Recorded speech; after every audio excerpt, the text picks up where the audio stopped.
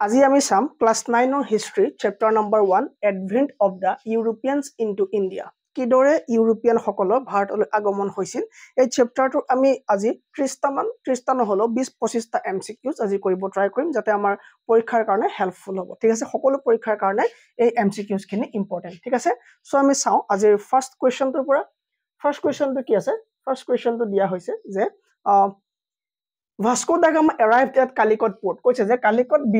কালিকট বন্দৰত Vasco da gamma কেতিয়া আহি পাইছিলে সো কালিকট বন্দৰত ভাস্কো দা গামা কেতিয়া আহি পাইছিল আৰু কালিকট বন্দৰ ক'ত আছে সকলো জানো এটো কৈছে তোমাৰ লোৱাৰ পাৰ্ট অফ ইন্ডিয়া হয়নে লোৱাৰ পাৰ্ট মানে কি সাউদাৰ্ণ পাৰ্টত আছে হয়নে সো কালিকট পোৰ্টত কালিকট বন্দৰত তোমাৰ ভাস্কো দা গামা কেতিয়া আহি পাইছিলে সো ভাস্কো দা গামা ক'ৰ পৰা আহিব ইউৰোপিয়ানৰ পৰা আহিব তাৰ মানে কি হয় পৰ্তুগীজ হয় ঠিক আছে পৰ্তুগীজ হয় ওকে পৰ্তুগীজ হয়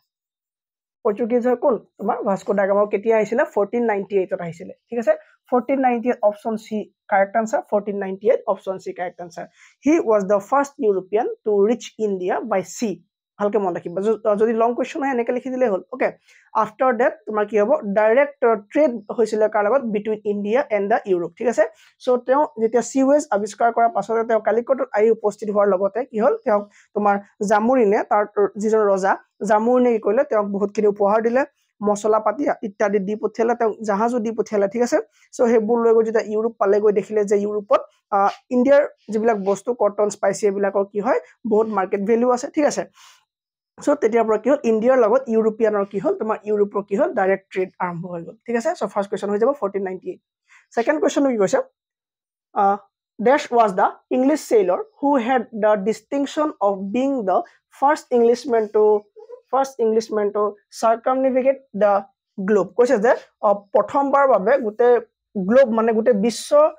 পৰিভ্ৰমণ কৰা ইংলিশ সদাগৰজনৰ নাম কি গুটে বিশ্ব পৰিভ্ৰমণ কৰা ইংলিশ সদাগৰজনৰ নাম কি হ'ব ড্ৰেক কি হ'ব Francis Drake is the correct answer কি হ'ব কাৰেক্ট আনসাৰ ফ্ৰান্সিস ড্ৰেক হৈ যাব Francis Drake okay so C option Francis Drake correct হৈ যাব ঠিক আছে এটা মই শৰ্ট ৰিভিজন হে কৰা দিছো আপোনালোক Dash was an English surgeon who cured the Mughal emperor Farrukhsiyar from a painful disease কৈছে যে Farrukhsiyar হয়নে মুগলৰ ৰজা এই Farrukhsiyarক এটা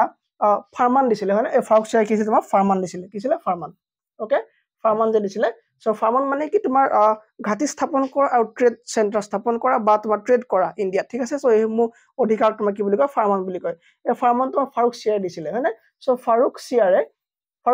কেতিয়া দিব লগা আছিল বা কিয় দিব লগা আছিল কাৰণ Farrukhsiyar এটা বেমাৰ আছিল হয়নে তোমাৰ এটা বেমাৰ আছিল ঠিক আছে তোমাৰ এটা বেমাৰ আছিল যাক ভায়োলেন্ট পেইন বুলি কয় সেই বেমাৰটো কি হয় তোমাৰ চিকিৎসা কৰিলে ব্ৰিটিছৰ লগত অহা এজন ডক্টৰৰ নাম কি ডক্টৰ হেমিল্টন ঠিক আছে ডক্টৰ হেমিল্টন এই ডক্টৰ হেমিল্টনে তেওঁক চিকিৎসা কৰিবলৈ আৰোগ্য কৰি দিয়াৰ কাৰণে Farrukhsiyar কি কৰিলে তোমাৰ ট্ৰেডৰ পাৰমিশন দিলে ঠিক আছে সো এটো আনসাৰ কি হ'ব Farrukhsiyarক কি কৰা হৈছিল তোমাৰ ডক্টৰ কি হ'ব ডক্টৰ হেমিল্টন বা উইলিয়াম হেমিল্টন বুলি আছে ঠিক আছে ওকে নেক্সট কোৱেশ্চন চোৱা The East India Company founded a trade center at 1611 ঠিক আছে 1611 চনত ইষ্ট ইন্ডিয়া কোম্পানীয়ে ভাৰতৰ কোন জায়গাত বাণিজ্যিক ঘাটি বা ট্ৰেড সেন্টাৰ স্থাপন কৰিছিল গম পোৱা নাই 1611 ক'ত কৰিছিল মাছুলিপট্টনম ঠিক আছে কি হ'ব মাছুলিপট্টনমত স্থাপন কৰিছিল হয়নে কৰ হয় তোমাৰ অন্ধ্ৰৰ হয়নে অন্ধ্ৰৰ কৰ হয়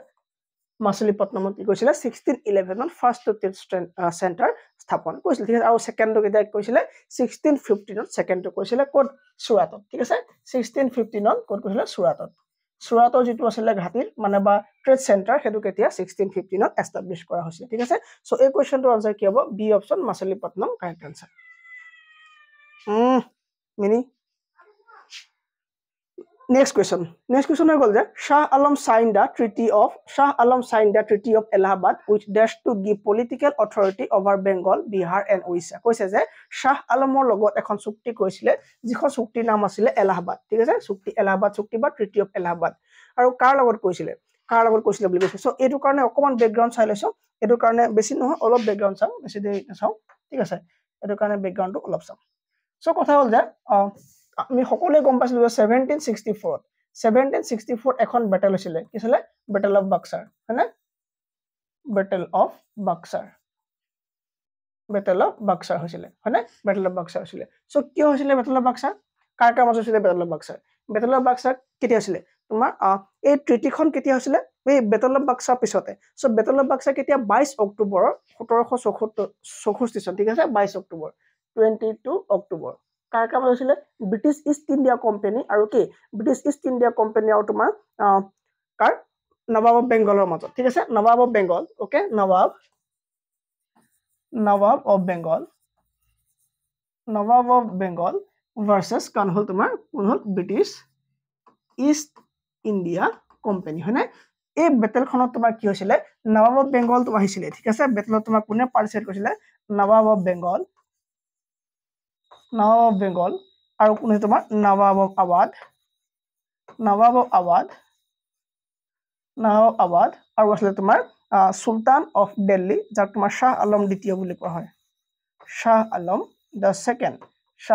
দ্য সেকেন্ড এইজনী কৈছিলে মিলি পেলাই ভাৰ্সেস ব্ৰিটিছৰ লগত মানে ক্লাইভৰ লগত কৈছিলে ফাইট কৰিছিলে মানে কি British East India company okay so ব্ৰিটিছৰ লগত তেওঁলোকে ফাইট কৰিছিলে সো এই ফাইটত এই যুদ্ধখনত কি হল তোমাৰ হাৰিলে কোন হাৰিলে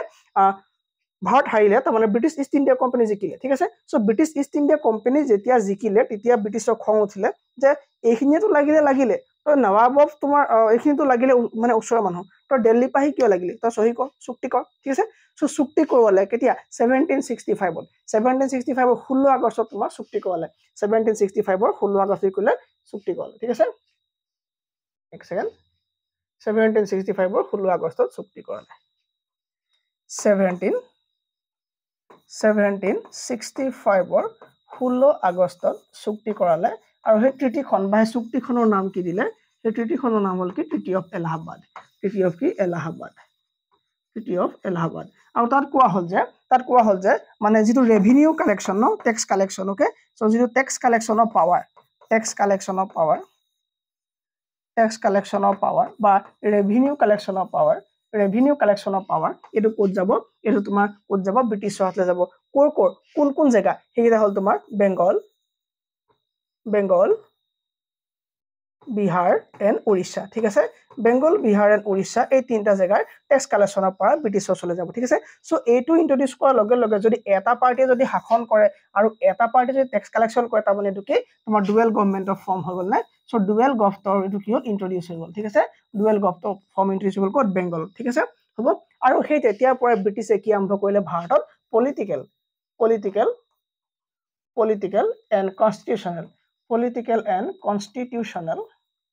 পলিটিকেল এণ্ড কনস্টিটিউশনাল কি মানে ইনভলভমেন্ট আৰম্ভ হৈ গল ক'ত ইনভলভমেন্ট আৰম্ভ হৈ গল ক'ত ইণ্ডিয়া ঠিক আছে ইণ্ডিয়াত তোমাৰ এইগিটা কাম আৰম্ভ হৈ গল কাৰ দ্বাৰা ব্ৰিটিছৰ দ্বাৰা আৰম্ভ হৈ গল কেতিয়াৰ পৰা 1765 ট্ৰিটি অফ কি এলাহাবাদৰ পৰা আৰম্ভ হৈ গল ঠিক আছে স্পষ্ট হৈছে আখৰখিনি হ'ব কি লাগে ওকে নেক্সট কোৱেশ্চনটো কি আছে নাম্বাৰ নেক্সট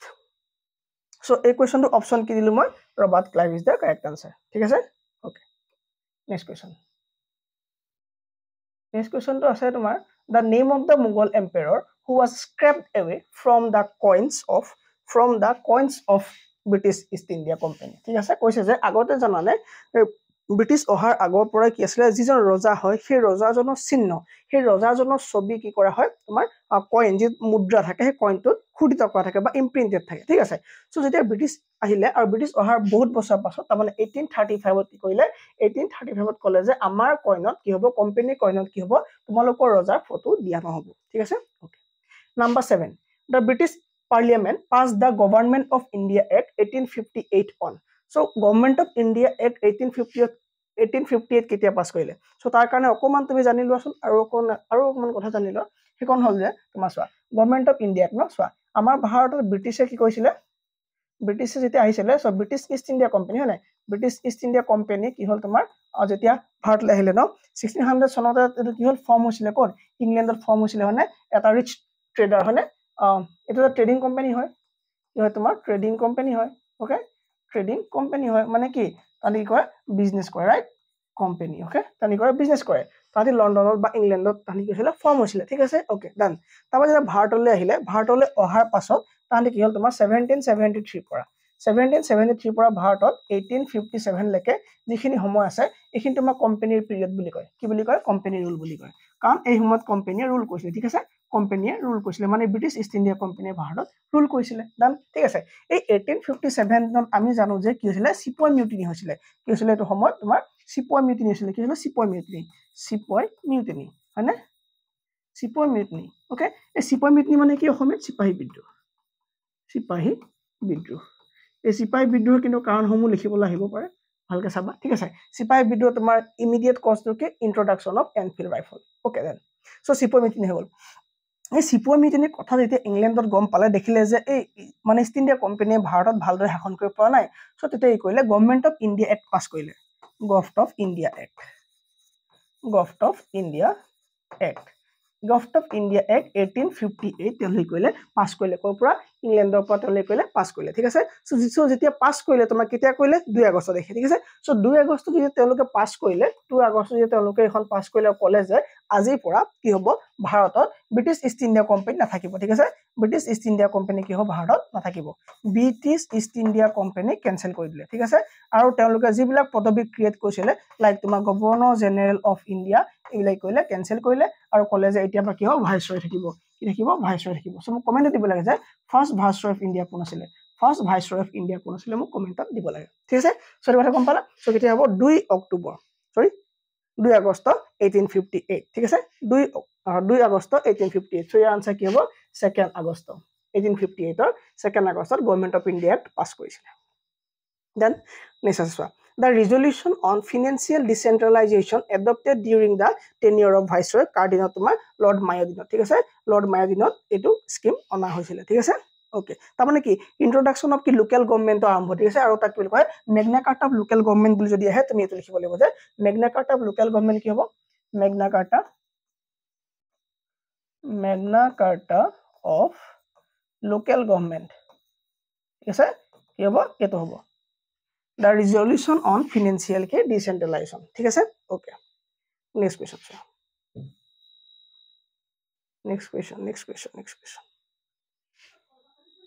question to কি হ'ব তোমাৰ Dash was the first Indian who could get a civil services post in 1864 কৈছে যে 1864 civil service কোন আছিল ভাৰতৰ পৰা কোনে civil service কৰিছিলে মানে civil service ক্লিয়াৰ কৰিছিলে ICS আছিল হয়নে সো কোন আছিল এটা ফাৰ্স্ট সত্যেন্দ্ৰনাথ হয়নে কি হ'ব আনসাৰ সত্যেন্দ্ৰ ওকে সত্যেন্দ্ৰনাথ কোন হয় তোমাৰ elder brother of কি elder brother of কোন হ'ব কমেন্ট কৰিবা কোন টেগৰ হ'ব কমেন্ট কৰিবা ঠিক আছে elder brother of dash টেগৰ কৈ দিও নি ৰবীন্দ্ৰনাথ টেগৰ ঠিক আছে আৰ টেগৰ ওকে তেওঁ তোমাৰ কোড ডিউটি আছিল তেওঁ কোনটো কেডাৰত ডিউটি আছিল তেওঁ ডিউটি কোন কেডাৰত আছিল হেতু কমেন্ট দি দিয়া তেওঁ ডিউটি বম্বে কেডাৰত ওকে Bombay কেডাৰত আছিল okay then next one so এটো আনসাৰ কি কলো মই সত্যেন্দ্ৰনাথ টেগৰ the first Assamese who cleared ICS so এজন কি হয় first Indian হয় এটা উঠিছে আমাৰ অসমৰ পৰা কোন আছিল first Assamese কোন আছিল first Assamese who cleared ICS exam first Assamese আছিল তোমাৰ আনন্দৰাম মানে আনন্দৰাম বৰুৱা ঠিক আছে না এই আনন্দৰাম বৰুৱা কি আছিল first ICS আছিল first Assamese ICS ঠিক আছে আৰু তেওঁ 5th আছিল ইন্ডিয়ান ঠিক আছে 5th ইন্ডিয়ান ICS আছিল কি আছিল 5th ইন্ডিয়ান ICS আছিল তেওঁ ঠিক আছে দেন সো ইয়াত আনসাৰটো কি হ'ব আনন্দৰাম বৰুৱা ঠিক আছে আনন্দৰাম বৰুৱা আনসাৰ হ'ব কৈছে যে the Cape of Good Hope was situated at the south corner of so Cape of Good Hope ক'ত situated আছিল Cape of Good Hope ক'ত situated আছিল Cape of Good Hope তোমাৰ কৈছে তোমাৰ সাউথ আফ্ৰিকা হয়নে সাউথ আফ্ৰিকাৰ তলৰ পোৰ্শনটো কি হয় সাউথ আফ্ৰিকাৰ তলৰ পাৰ্টটো কি হ'ব সাউথ আফ্ৰিকাৰ তলৰ পাৰ্টটো কি হয় Cape of Good Hope okay Cape of Good Hope বা কেপ অফ হোপ বুলি কোৱা হয় ঠিক আছে কেপ অফ কি বুলি কোৱা হয় হোপ বুলি কোৱা হয় then okay next question import file download এটোৱে হ'ব লাগে হয়নে এটো নহয় এটো তোমাৰ থাৰ্ড ফ্ৰেজটো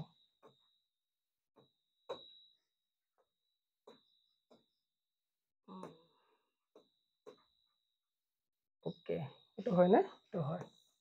ডান 12 5 ঠিক আছে ওকে এটো চোৱা এটো কি আছে 12 নম্বৰ কোৱেশ্চনটো কৈছে যে 12 নম্বৰ কোৱেশ্চনটোত যে in 1608 AD the English king that sent a petition letter to the Mughal emperor Jahangir. So Mughal emperor Jahangirলে উইলিয়াম হকিন্সৰ হাতত চিঠি পঠিওৱা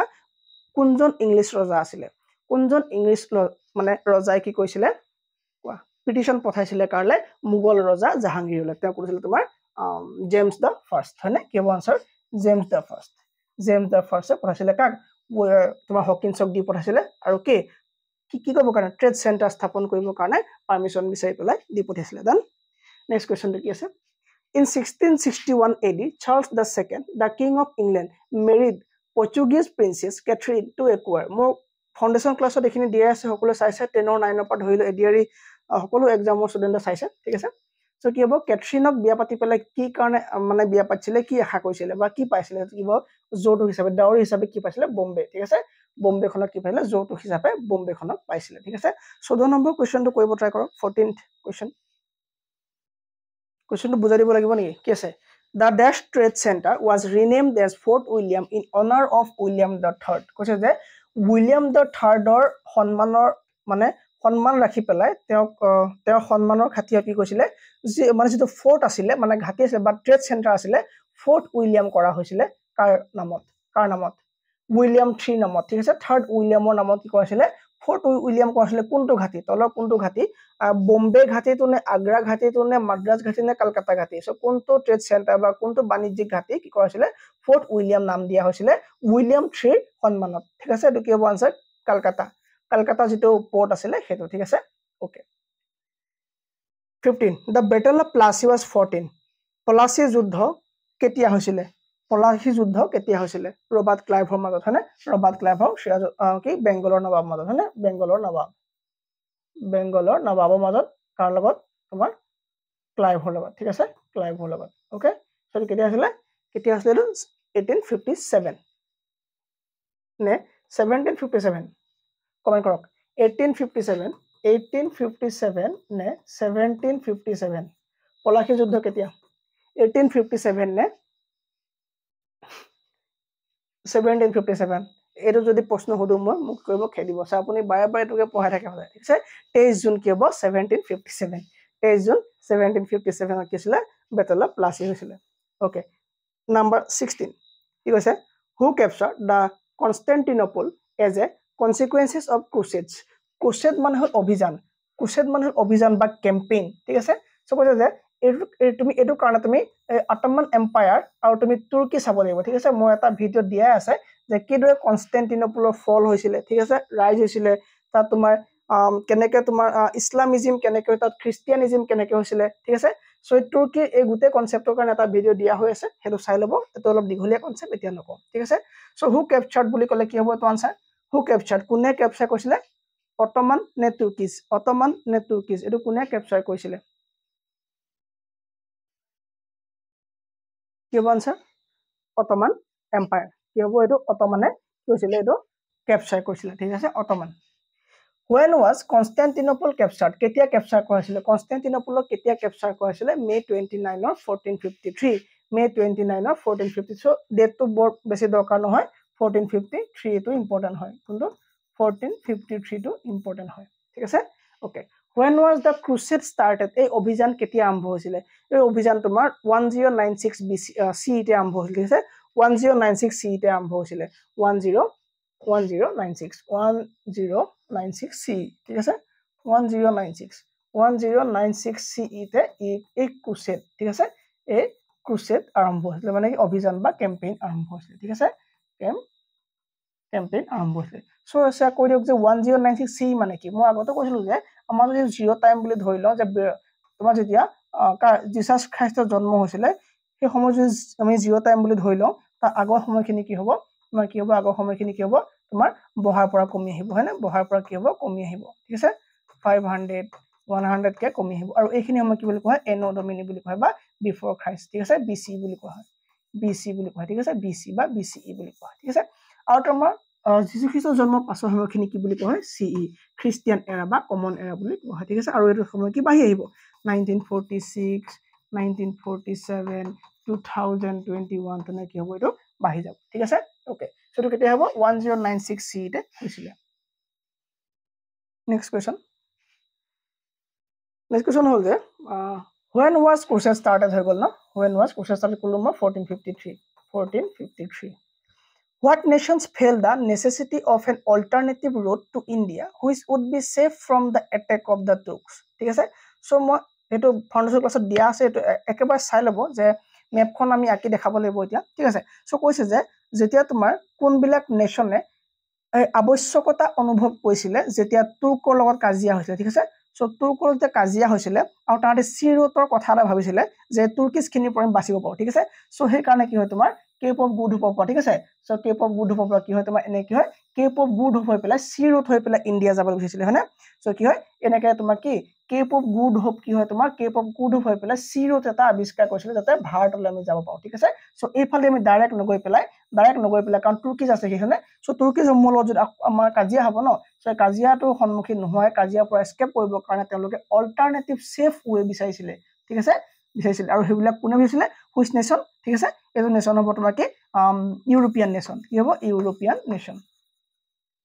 নেশন ঠিক আছে okay who was Bartolomeo Diaz was an কি হ'ব এজন কি এক্সপ্লোরার ঠিক আছে এজন এক্সপ্লোরার হয় ঠিক আছে যে তোমাৰ ভাৰতত আহি উপস্থিত হৈছিল ঠিক আছে ভাৰত আহি উপস্থিত হৈছিল who reached the Cape of Good Hope in 1487 একেবাৰে ইজি সেম আনসার